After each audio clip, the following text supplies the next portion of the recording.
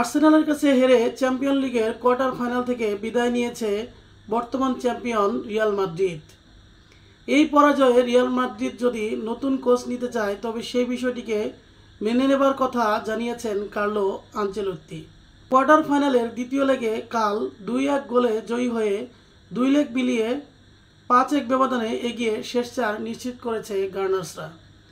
এ নিয়ে মৌসুমে 12তম পরাজয়ের স্বাদ বলন করল কার্লো আনচেলত্তির দল। আনচেলত্তি বলেছেন, কোচ পরিবর্তনের বিষয়টি সম্পূর্ণভাবে ক্লাবের উপর নির্ভর করছে। এটা হতে পারে এবছরেই, আবার হতে পারে আগামী মৌসুমের শেষে আমার সাথে যখন চুক্তি শেষ হবে তারপর। কোনোটিতেই আমি কোনো সমস্যা দেখছি না। আর্সেনালের কাছে হারার পর ব্রাজিলে এক পা দিয়ে রেখেছেন কার্লো আনচেলত্তি।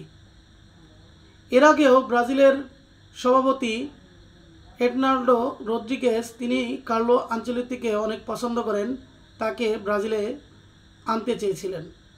রিয়াল মাদ্রিদে ব্যস্ত থাকায় তাকে সে পর্যায়ে আনতে পারেননি। এবার কার্লো আনচেলত্তি ব্রাজিলের পথে এগিয়ে রয়েছে, এটা বলাই যায়। এই জন্য কার্লো আনচেলত্তির যে খেলা চলছিল আর্সেনালের সাথে, তখন কিন্তু ব্রাজিল থেকে প্রতিনিধি পাঠিয়েছিলেন সিবিএফ।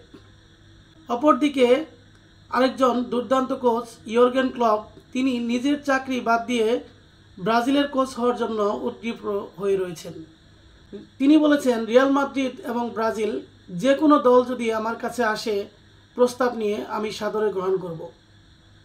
আমার কথা হচ্ছে, যে আসতে চায় তাকে সাদরে গ্রহণ করা উচিত ব্রাজিলের। ব্রাজিলে যদি ক্লব আসে, ব্রাজিলের মন্দ হবে না।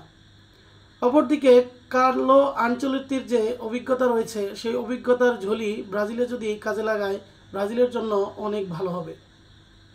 তবে কার্লো আনচেলত্তির যে খেলা দেখা যাচ্ছে রিসেন্ট, তিনি 5-5 খেলছেন এবং ধীর গতিতে খেলছেন। এই খেলা যদি ব্রাজিলের সাথে সাজায়, তাহলে কিন্তু ব্রাজিল ইউরোপের যে কোনো দলের সাথে ধরা খেয়ে যাবে। এজন্য অবশ্যই কার্লো আনচেলত্তিকে তার ট্যাকটিক্স পরিবর্তন করতে হবে, অ্যাটাকিং ফুটবল খেলতে হবে। ভিউয়ার্স, কার্লো আনচেলত্তি এবং ইয়র্গেন ক্লপ, তাদের মধ্যে কোন কোচ ব্রাজিলের জন্য সেরা হবে অবশ্যই আপনারা জানিয়ে যাবেন।